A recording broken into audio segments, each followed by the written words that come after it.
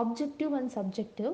Objective and subjective வந்துட்டு யார் first coin பண்ணியிருக்காங்க அப்படின்னா ஜான் ரஸ்கின் அப்படிங்கிறவங்க தான் காயின் பண்ணியிருக்காரு.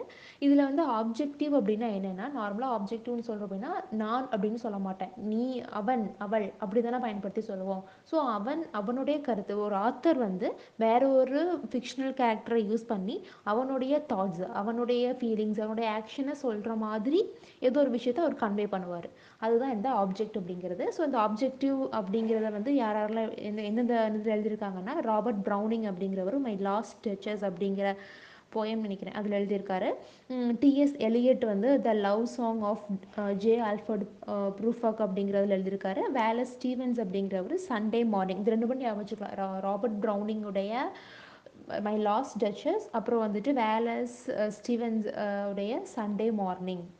இப்போ வந்து அதுலேயே சப்ஜெக்டிவ் பார்க்குறோம். சப்ஜெக்டிவ் ஒர்க் அப்படின்னா என்னென்னா, ஒரு இதே ஆத்தர் வந்து அவருடைய பர்சனல் எக்ஸ்பீரியன்ஸை, அவருடைய ப்ராஜெக்டை அவர் பேர் சொல்லி அந்த நரேட்டிவ் வந்து நான் தான் இதை சொல்கிறேன், என்னுடைய எக்ஸ்பீரியன்ஸில் இது நடந்துச்சு அப்படிங்கிறது சொல்கிறது.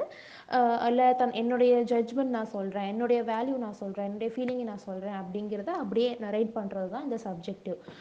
இதை வந்துட்டு யார் யார் என்னென்ன பண்ணியிருக்காங்க அப்படின்னா, கால்ரிட்ஜ் அப்படிங்கிறவர் ஃப்ராஸ்ட் அட் மிட் நைட்டில் சொல்லியிருக்காரு. வேர்ட்ஸ்வர்த் அப்படிங்கிறவர் டிண்டன் அபி அப்படிங்கிறதுல சொல்லியிருக்காரு.